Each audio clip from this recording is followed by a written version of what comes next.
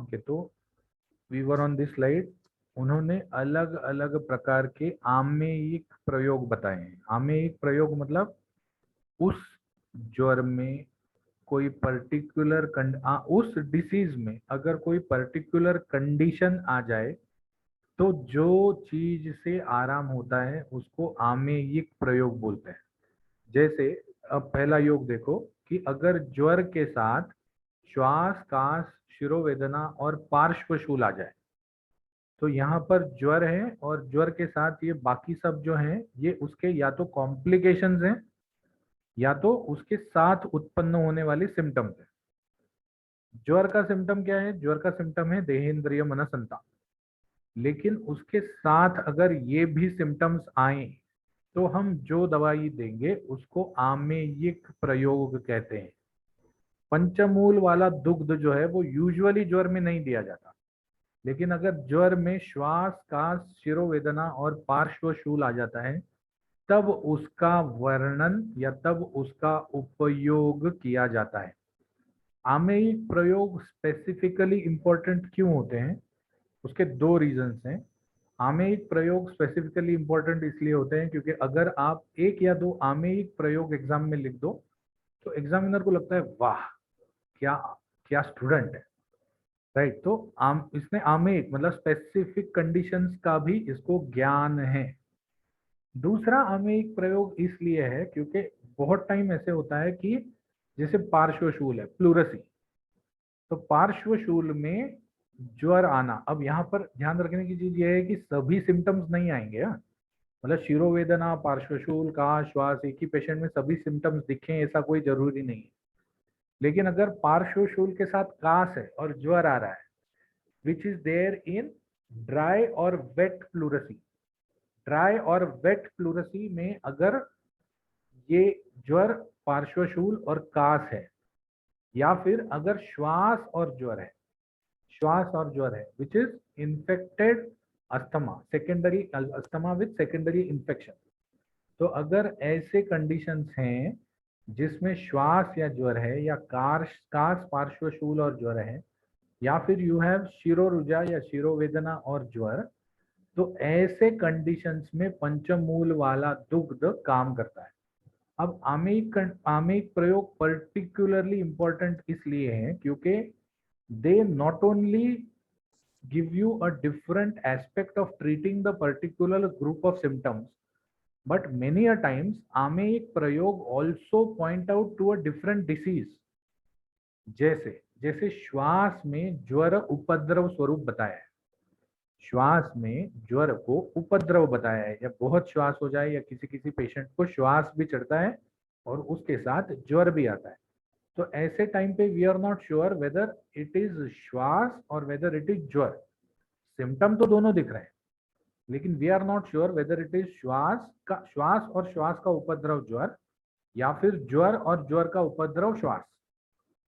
तो ऐसे समय में जब डिफरेंशियल डायग्नोसिस मुश्किल हो जाता है या फिर मुख्य रोग को और उपद्रव स्वरूप वाले रोग को डिफरेंशिएट करना मुश्किल हो जाता है, तब आप इन आमेयिक प्रयोगों का यूज कर सकते हो क्लिनिकली। सो एक या दो आमेयिक प्रयोग बहुत सारे दिए हुए हो सकते हैं चैप्टर में, but you should you should be able to show in your paper that you have also understood or you have also read the ameyic prayog in the chapter। so what you can write is ज्वर में कुछ आमेयिक प्रयोग, right. आमेयिक प्रयोग number 1 श्वास का शिरोरुजा पार्श्वशूल ज्वर, ज्वर में श्वास का रुजा शिरोरुजा और पार्श्वशूल उत्पन्न होना या उत्पन्न होने के बाद हम पंचमूल सिद्ध दुग्ध दे सकते हैं, हम पंचमूल सिद्ध दुग्ध दे सकते हैं। That is what you can write in the exam. या परिकर्तिका और ज्वर साथ उत्पन्न, या ज्वर में अगर परिकर्तिका सदृश लक्षण उत्पन्न हो तो हम एरंड मूल और बिल्व के साथ दुग्ध दे सकते हैं। अगर वात पित्त ज्वर हो तो हम शुंठी मुनक्का और खजूर दे सकते हैं। यहाँ पर भी देखो शुंठी मुनक्का और खजूर, मुनक्का और खजूर मधुर रस वाले हैं, वात और पित्त को शांत करने वाले, और शुंठी जो है वो अग्निवर्धक है और पाचन है। तो अगर अग्नि तो वर्धन करेगी, साथ ही साथ अगर कुछ कफ बाकी रह गया है तो उसको भी कम कर देगी।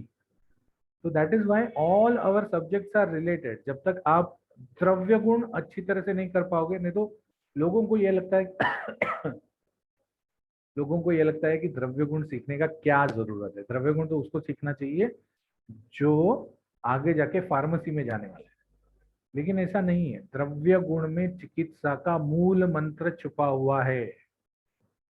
तो दुग्ध के ज्वर में अमेक प्रयोग। Now we go to the last slide. Last slide में उन्होंने संसर्ग सन्निपात ज्वर की चिकित्सा बताई है। अब यहां पर भले मैंने चारों लाइंस को लाल कर दिया है, लेकिन एटलीस्ट लास्ट के दो जो लाइन है, वर्धनेन एकदोषस्य क्षपणेन उच्छ्रितस्य वा कफस्थानम अनुपूर्व्या वा सन्निपातम ज्वरम जयेत, ये दो लाइंस इंपॉर्टेंट है बिकॉज ये सन्निपात ज्वर की चिकित्सा है। संसर्गत ज्वर की चिकित्सा इंपॉर्टेंट तो है, लेकिन उन्होंने जो ऊपर वाले दो लाइन में लिखी है वो that can be very nicely explained और that can be very nicely understood. उन्होंने इन श्लोकों में क्या कहा है कि संसर्गत ज्वर जो है, जैसे वात पित्त ज्वर है या वात कफत ज्वर है या पित्त कफत ज्वर है, दो दोषों की वृद्धि से होने वाले जो ज्वर हैं उनको तारतम्य की वृद्धि से, तरतमय समय बुधवा, मतलब अपने तारतम्य की बुद्धि से ऐसे ड्रग्स देंगे जो वात को प्रकोपित नहीं करे लेकिन पित्त को शांत कर दें, या फिर वात पित्त को शांत कर दें, या फिर अगर कफ पित्त है तो दोनों को शांत कर दें।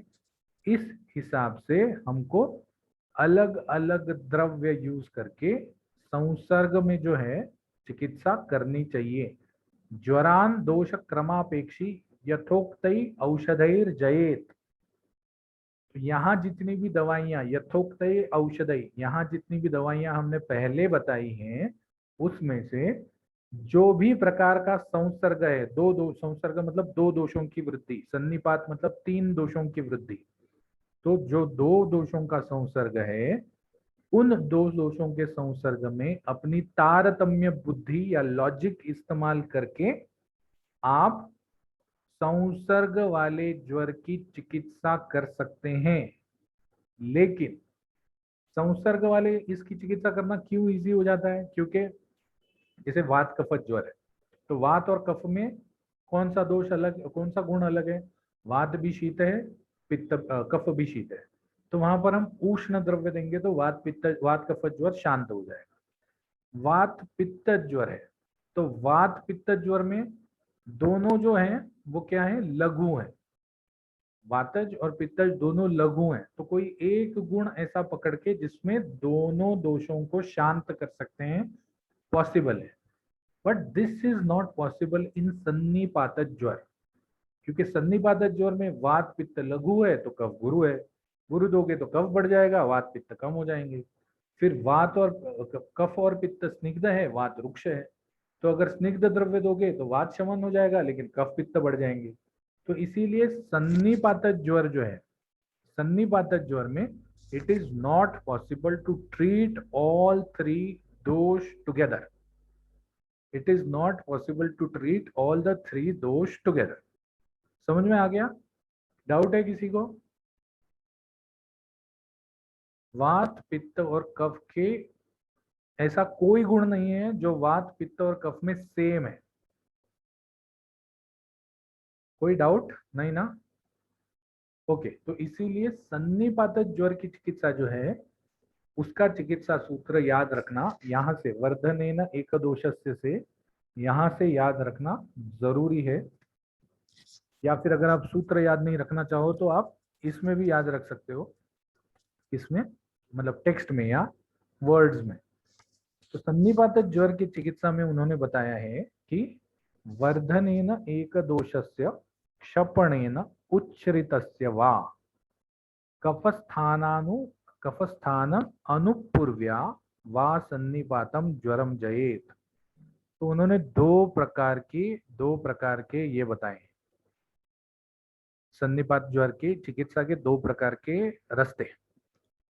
एक रास्ता तब का है जब वात पित्त और कफ ये अलग अलग लेवल्स में बढ़े हैं। अगर आपको याद हो तो सन्निपात ज्वर की एक स्लाइड थी जिसमें कफ वृद्धतर, वात वृद्धतम और पित्त वृद्ध, मतलब एक ज्यादा बढ़ा हुआ है, एक उससे ज्यादा बढ़ा हुआ है और एक उससे ज्यादा बढ़ा हुआ है।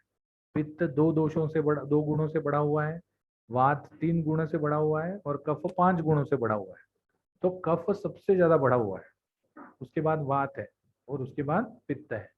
तो पित्त वृद्ध, वात वृद्धतर और कफ वृद्धतम, this is good better best वाला। गुड बेटर बेस्ट वाला जो कंपैरेटिव स्केल है वो यहाँ पर उन्होंने यूज किया है। तो it may be such that 2 दोष जो हैं वो सेम बढ़े हुए हैं लेकिन एक दोष ज्यादा बढ़ा हुआ है, या फिर 2 दोष ज्यादा बढ़े हुए हैं और एक दोष उनसे थोड़ा कम बढ़ा हुआ है, या फिर तीनों दोष जो हैं वो अलग अलग लेवल में बढ़े हुए हैं। तीनों दोष अलग अलग लेवल में बढ़े हुए हैं, मतलब 2 बेटर हैं एक गुड है, या फिर एक बेटर है एक बेस्ट है और एक गुड है, या फिर एक बेटर है और 2 गुड है। तो सिंपल सा चीज है, ये दोनों इसमें उन्होंने 2 प्रकार के रास्ते बताए हैं। एक रास्ता तब का है जब तीनों दोष में से एक दोष कम बढ़ा हुआ है और 2 दोष या तो उससे ज्यादा बढ़े हुए हैं या तो सेम बढ़े हुए हैं। और एक है जब तीनों जो हैं वो बेटर हैं या तीनों जो हैं वो बेस्ट हैं, तीनों सेम लेवल में बढ़े हुए हैं, मतलब तीनों समान बल में बढ़े हुए हैं।